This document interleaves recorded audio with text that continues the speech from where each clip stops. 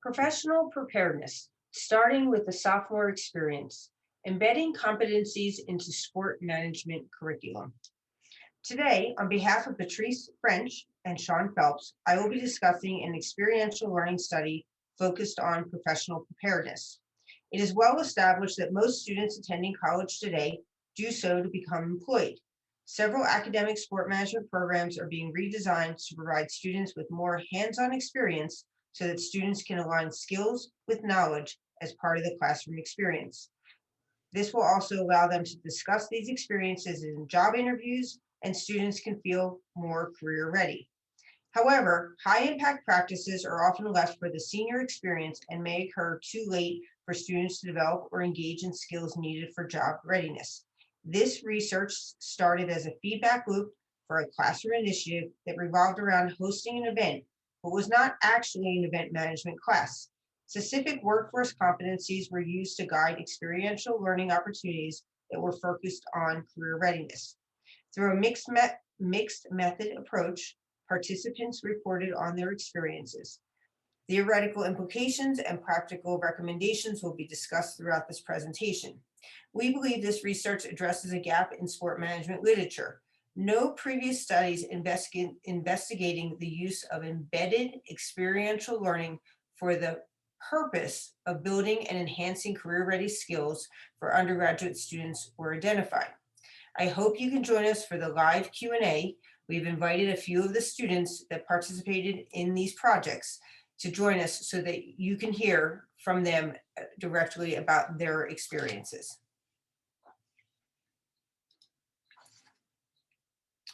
Purpose of the study.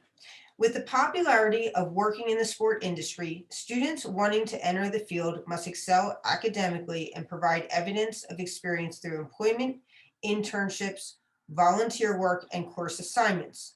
As many of you are likely aware, experiential learning offers students the opportunity to gain and improve relevant skills.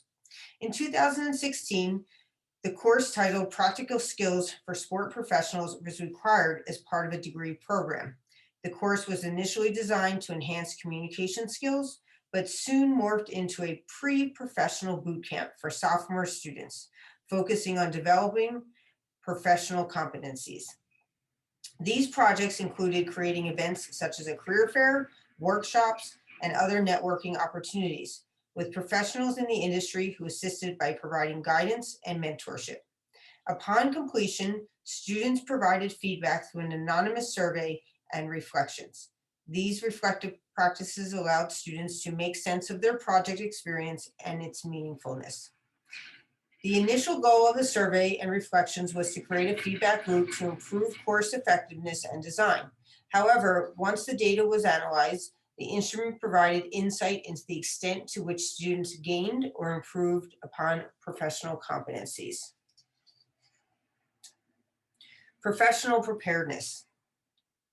With the popularity of working in the sport industries, students wanting to enter the field must excel academically and provide evidence of experience through employment, internships, volunteer work, and course assignments. Experiential learning offers students the opportunity to gain and improve upon relevant skills.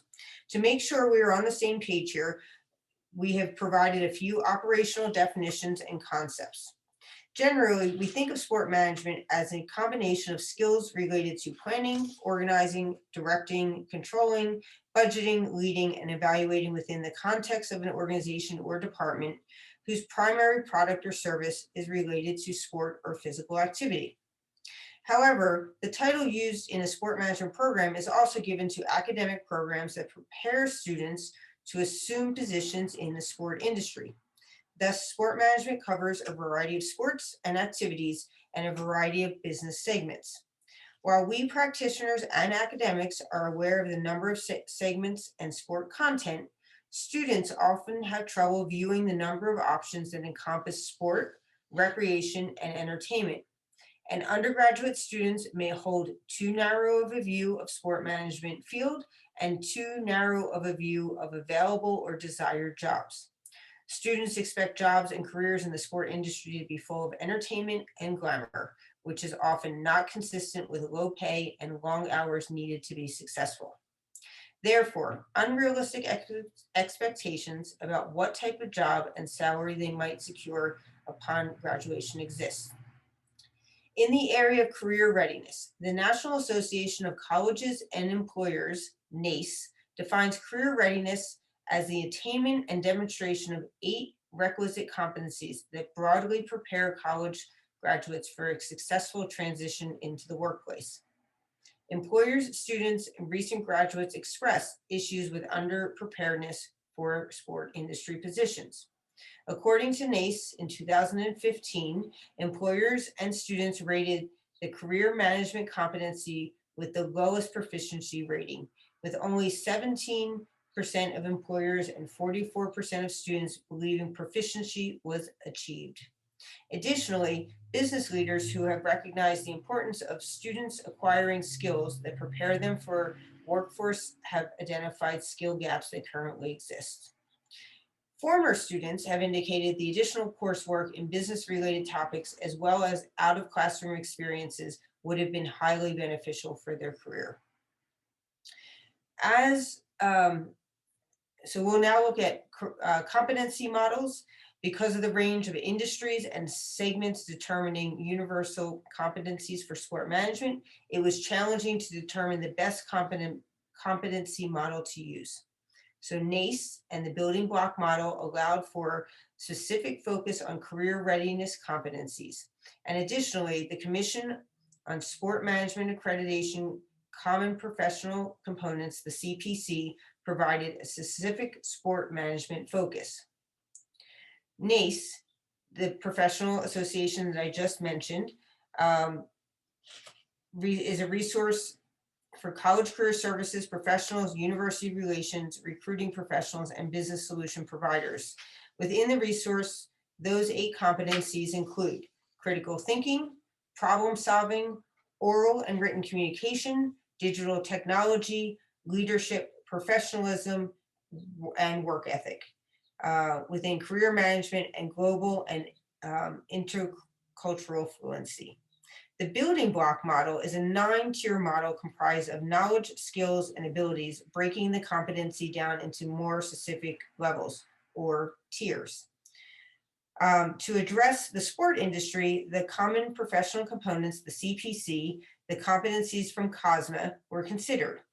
COSMA is a specialized accrediting body whose purpose is to promote and recognize excellence in sport management education worldwide in colleges and universities at the bachelor, master's, and doctoral levels. COSMA has identified 12 core areas and the CPC topical areas that undergraduate sport management students need to master and sport management programs need to address within those curriculum. These include social, psychological, and international foundations of sport, sport management principles, sport leadership, sport operations management, sport governance, ethics in sport management, sport marketing and communications, sport finance, accounting, economics of sport, legal aspects of sport, and integrative experiences. While COSMA has the student in mind as its end goal, its business purpose is to accredit programs within universities. Therefore, the components did not provide enough guidance for industry-specific competencies. So therefore, we've also addressed here is the looking at job advertisements. So besides association competencies, current entry-level job postings and advertisements were used to assist in confirming competencies and guide classroom activities. With students being interested in a variety of sport industry and segments, no one program, class, or experience will be able to cover them all. Skill alignment is needed to match skills, competencies, credentials offered in higher education with those most in demand in the labor market. Therefore, exploring job announcements is one way to gain insight into the stated qualifications and desired traits preferred by an employer. As an initial classroom activity, students were asked to identify 3 entry job level announcements or descriptions and provide a list of required skills and then reflect and assess their current levels.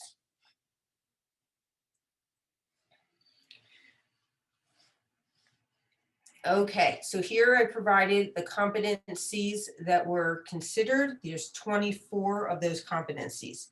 the National Association of College Directors of Athletics, NACDA, the International Coaching Federation, the ICF, the International Facility Management Association, and the Commission on Sport Management Accreditation, COSMA, are just a few organizations and associations that provide competencies to help their members focus on skills and knowledge expected within the industry.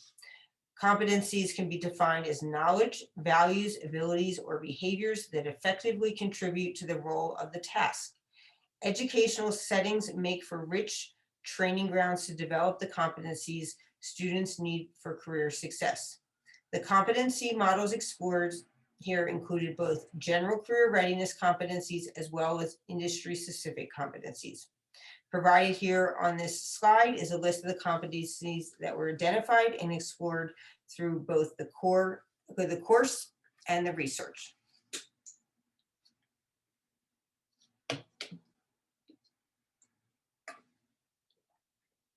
The course was initially designed to enhance the writing skills of undergraduate students. However, it became clear after just one semester that students also struggled with oral communication, professional use of technology, planning, presenting, and other professional skills. Therefore, using the backward design framework, projects and activities were designed to give students at various stages of their academic career experience in several competencies. Backward design is a model for designing instructional materials where the instructor begins the process with the conclusion in mind. The 3 stages are as follows. Stage 1, identify the results desired. And so here we will be talking about competencies. Stage 2, determine acceptable levels of evidence that support that the desired results have occurred, assessment and performance. And stage 3, design activities that will make the desired result happen, projects, activities, and events. In regards to competency introduction, students were introduced to competency through the review of the entry-level job announcement exercise.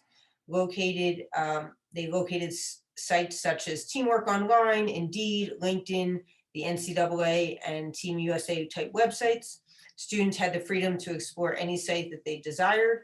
After locating the announcements, a master list of skills, qualifications, and requirements was compiled to understand and review the industry expectations.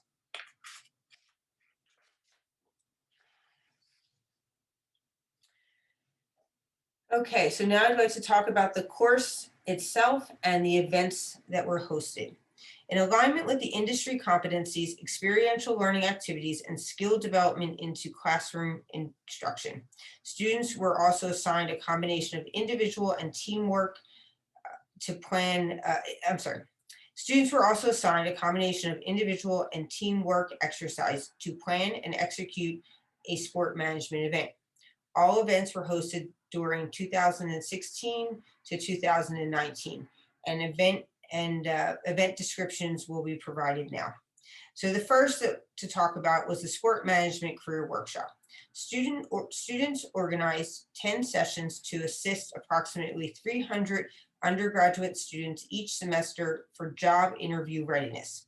Students recruited approximately 40 industry professionals and alumni to participate as interviewers, speakers, and panelists.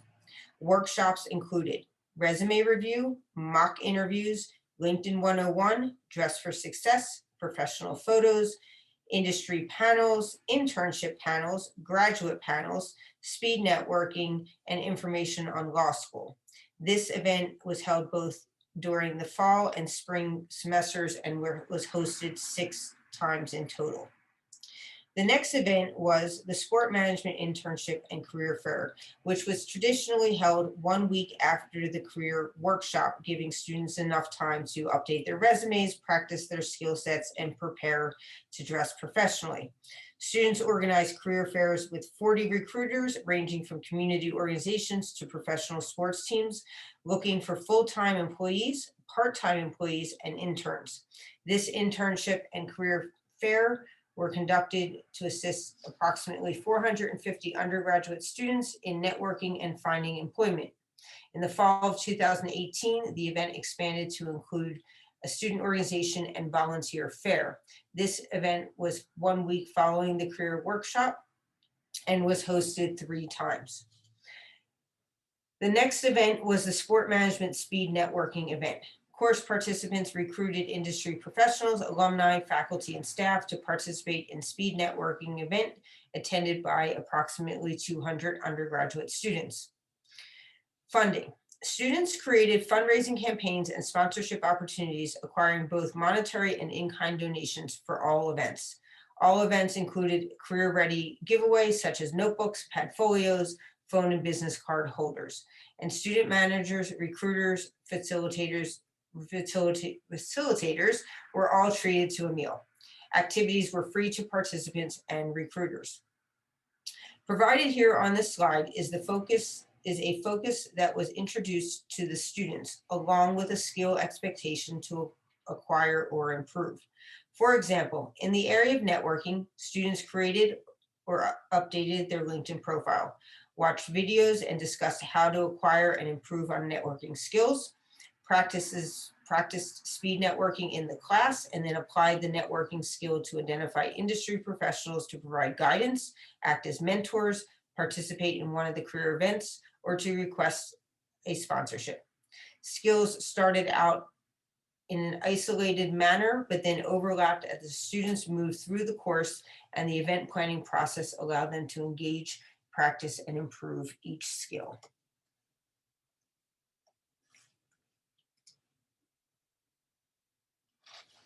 Data collection. Data was collected through a series of undergraduate and graduate student research initiatives. This was a mixed method study that included a quantitative survey and a qualitative reflection. The NIH Competency Proficiency Scale, the NIH scale, was used here. It is an instrument used to measure one's ability to demonstrate competency on the job. 24 competencies listed on the previous slide were measured. The NIH scale includes 5 points that capture a wide range of ability levels, including fundamental awareness or basic knowledge, novice, limited experience, intermediate, practical application, advanced, applied theory, and expert, recognized authority. Data was collected from 77 students at the end of the semester. Within the 72 responses, 8% were freshmen, 44 were sophomore, 35% juniors, and 11% seniors. So it should be noted that this class was intended for freshmen and sophomore, but when it was implemented, there were students that were affected by their degree programs that still needed to take the class, but would not have been able to take it as a freshman or a sophomore because it had not been offered at that time.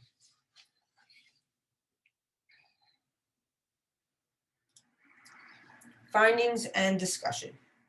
Throughout this research, we sought to provide evidence on the value of pre- and paraprofessional experiences for sport management majors, especially for those students early in their program.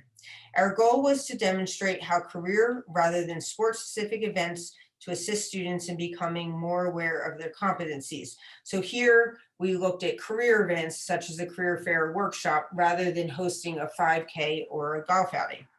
Exposing first year and second year students to career preparation before entering the professional phase of their program suggests that students gain confidence, competency, and increase awareness of skills vital to being a competent sport management professional. In regards to the findings and discussion, we begin by presenting the mean competency scores and other descriptive statistics. Next, we present the qualitative findings and results, integrating results from the quantitative survey.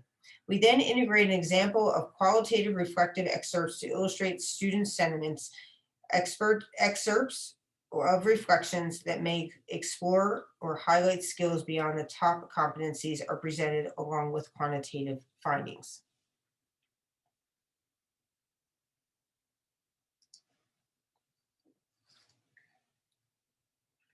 "24 competencies were measured.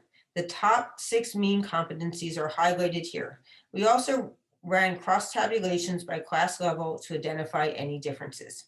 Freshmen were more likely to rate their competencies higher than other classes, which may be due to overconfidence and perception of higher skill acquisition. While seniors had the most variability, they tended to rate themselves lower for each competency level in comparison to other students.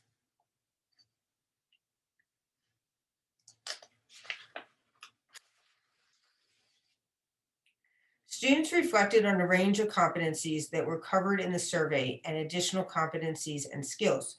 Reflection 10 here, quoted above, just demonstrates a student's perception when preparing and engaging in networking activities with their classmates and professionals on and off campus.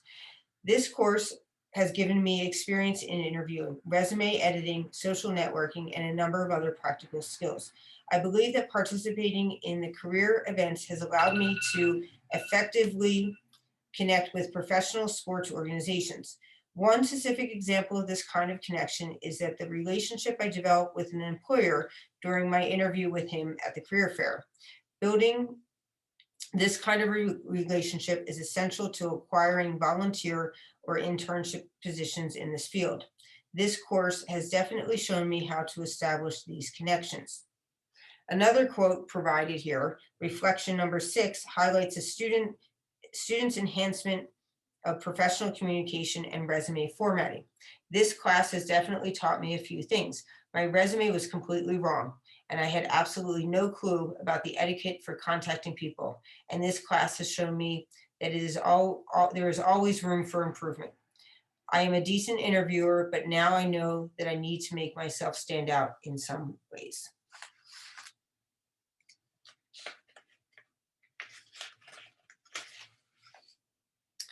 As institutions push for more high-impact practices to enhance student learning, academic programs appear to be transitioning from text and lecture-based models to experience and competency-based models.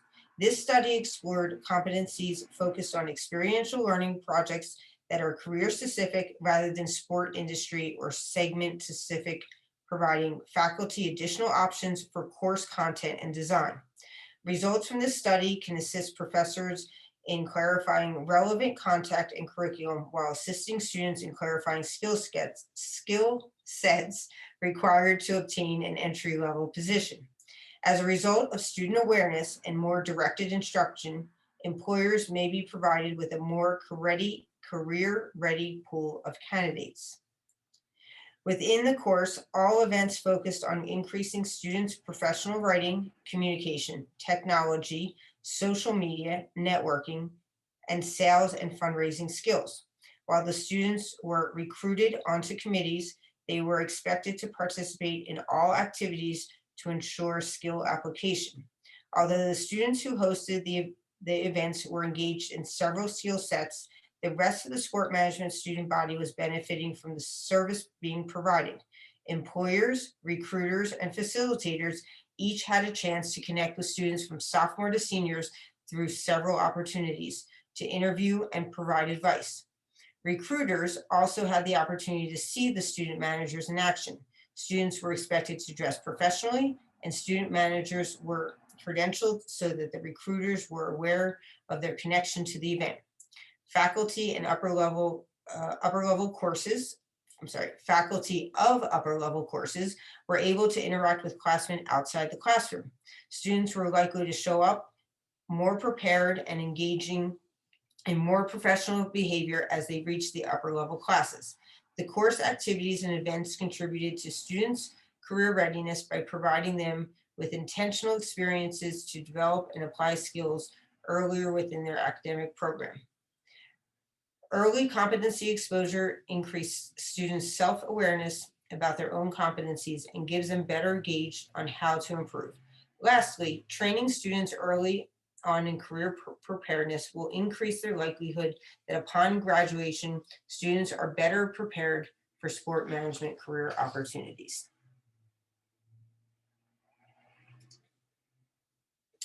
Provided here are our email addresses, and we hope that you take the opportunity to connect with us. And again, I hope that you can join us for the live Q&A. We've invited a few of the students that have participated in these events to join us, and we hope that you take time to ask them questions so that you can hear directly about their experiences.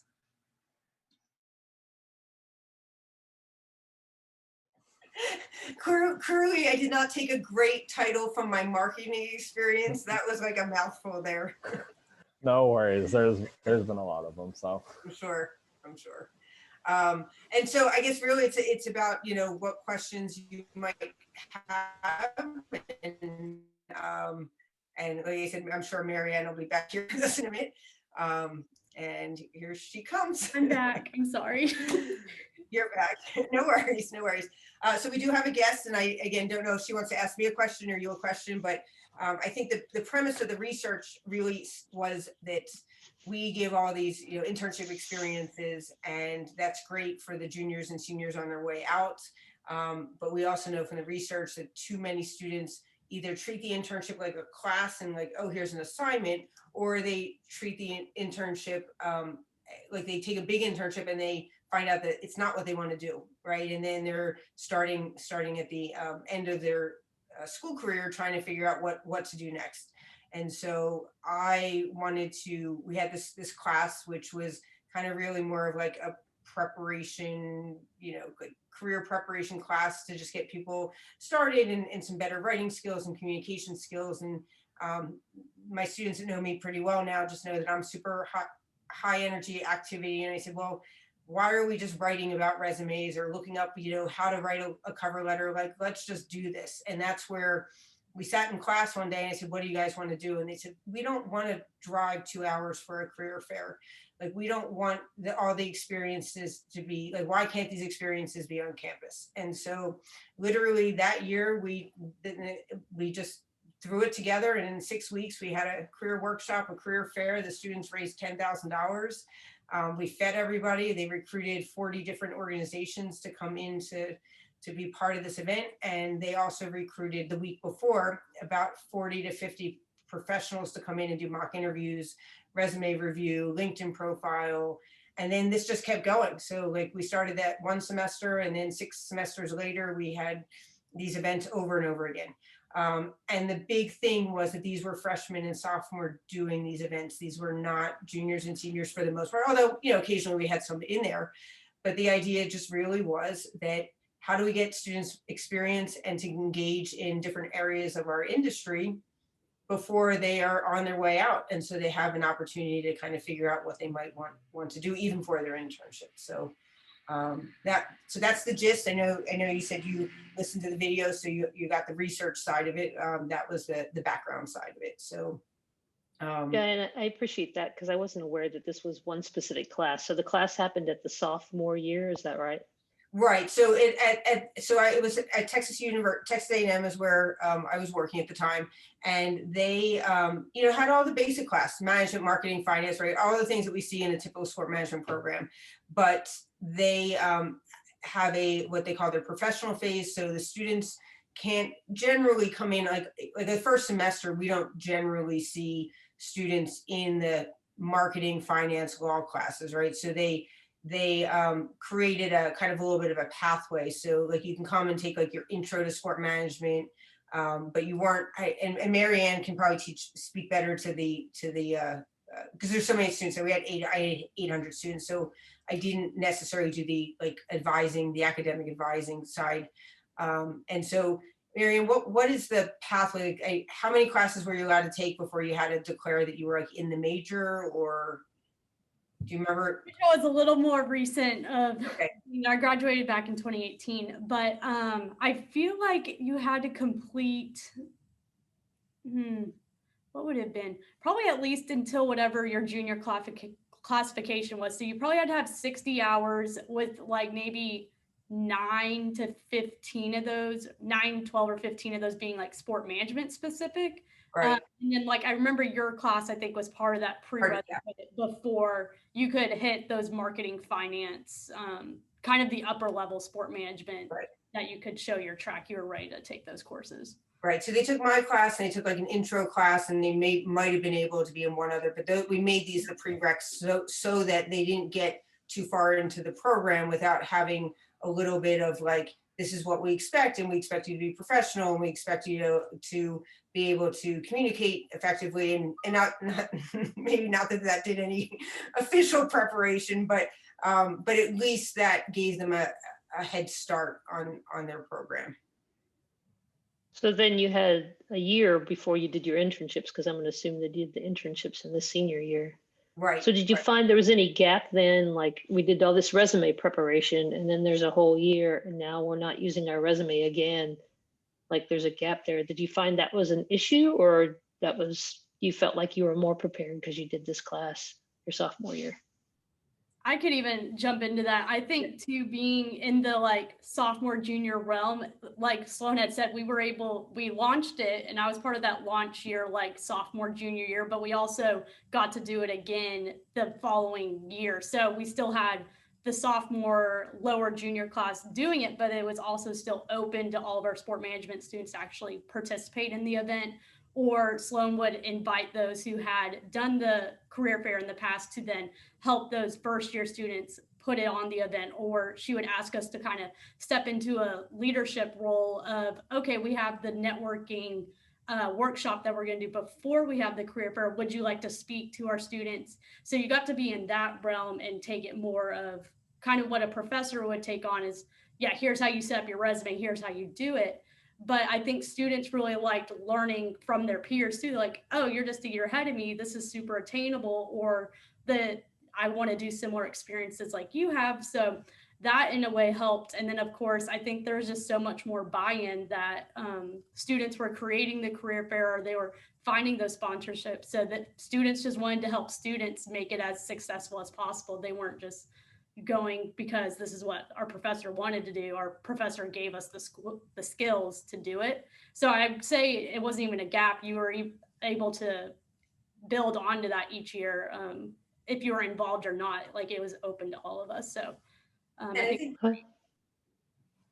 in addition to what Marianne's saying is, so 800 students were invited to attend the workshop and the fair, and then every year the students that were hosting it, they also wore a credential that basically said what their job was to help with the event. So like when they were talking to sponsors or recruiters, quite often they were also getting, even if they weren't applying for a job or internship, they might be being asked to do an informal internship or a volunteer experience.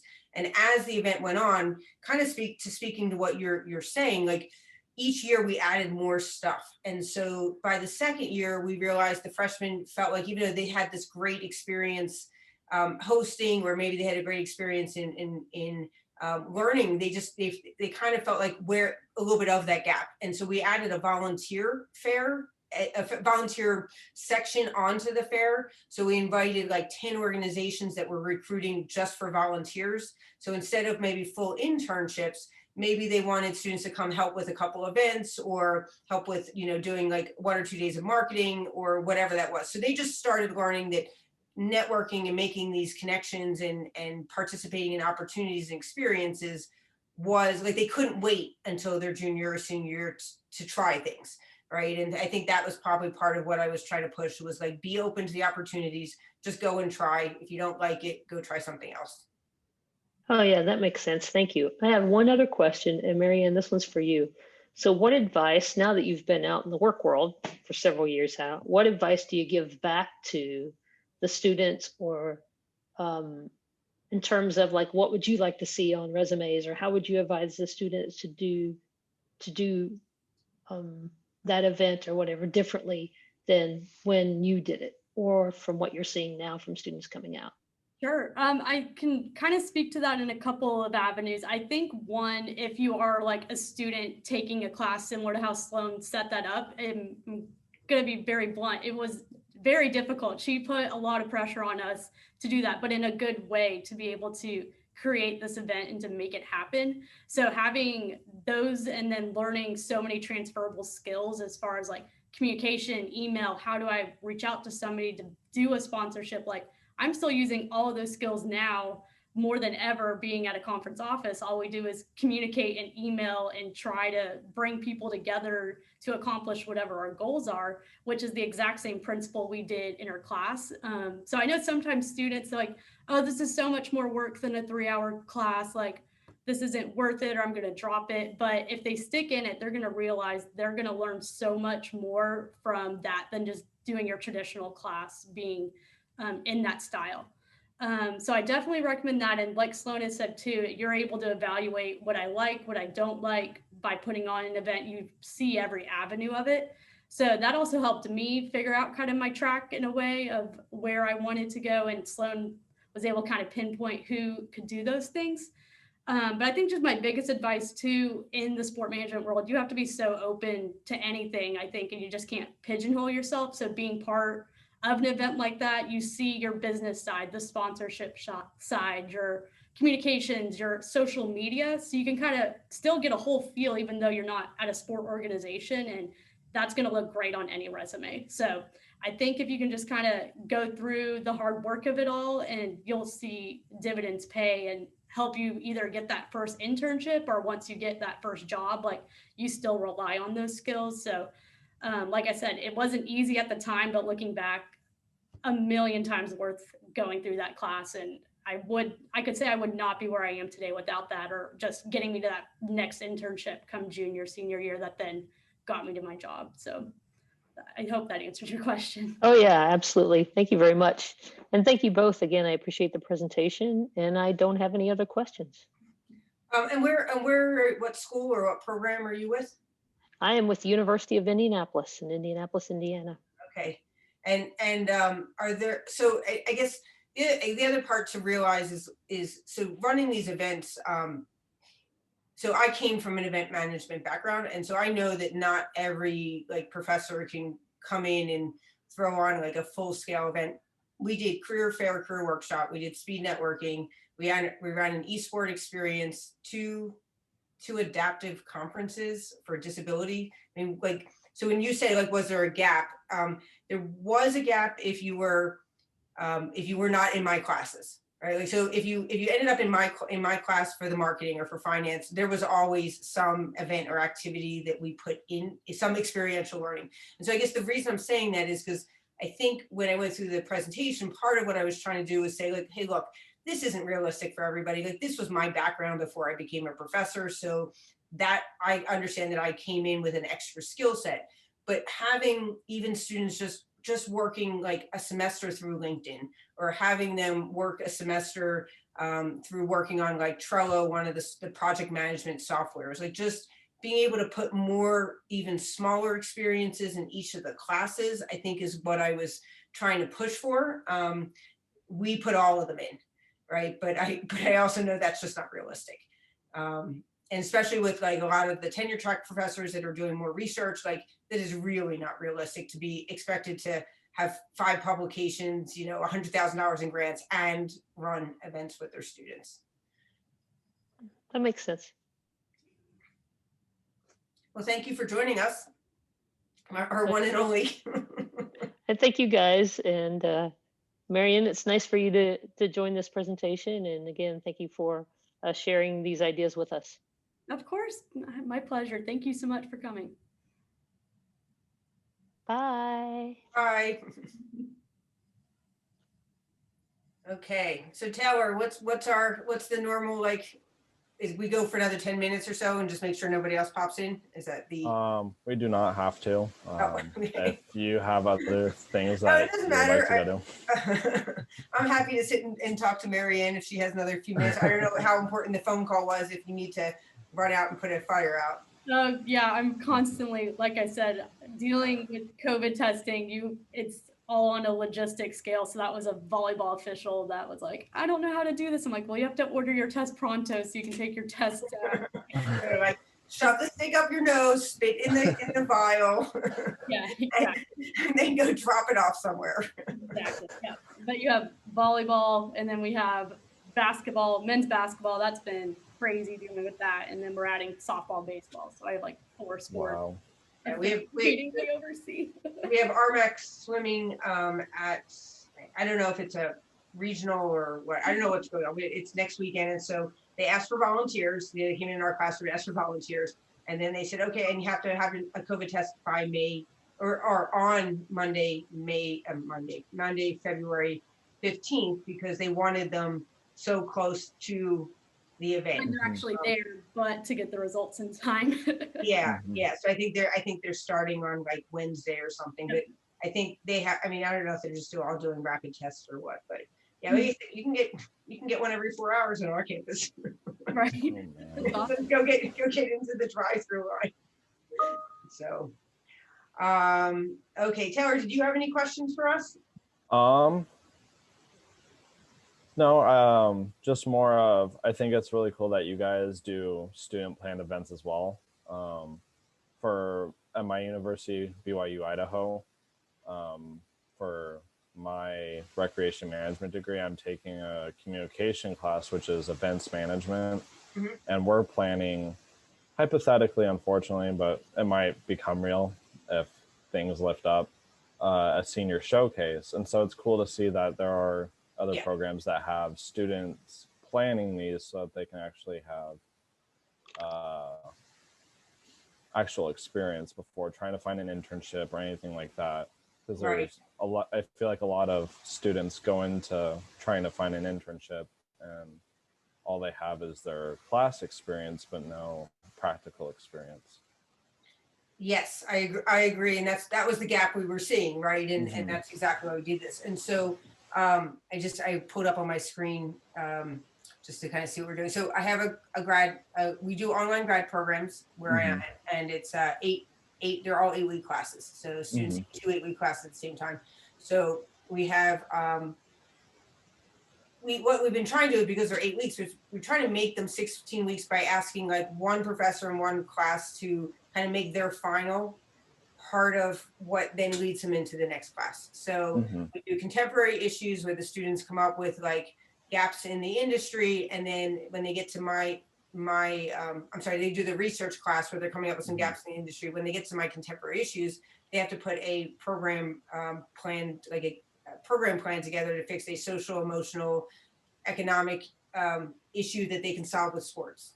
And so they have to literally put the 14, 15-page grant proposal together. And then the next semester they have event operations, which is about then planning an event. And then the second 8 weeks are with me, and we are running, and that's what I was looking for, 8 online events between March 15th and May 1st. So they wanted to do a financial fitness for athletes. So like some sort of budgeting 101, financial awareness.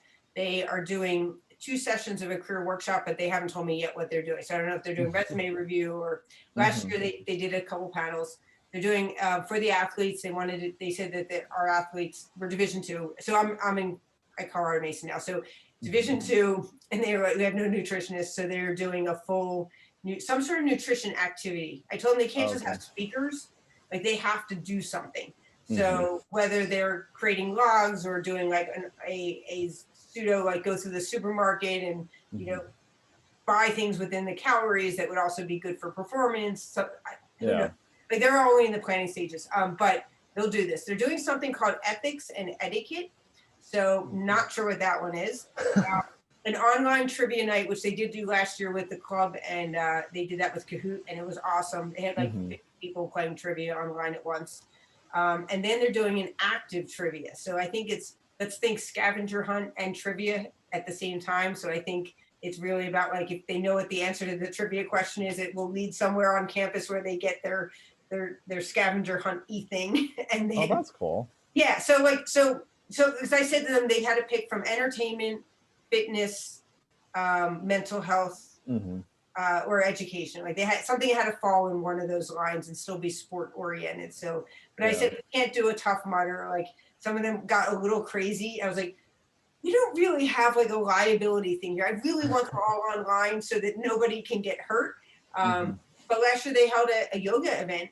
Like they did guided yoga, and we had 100 people show up, and it was awesome. People were Zooming from the park.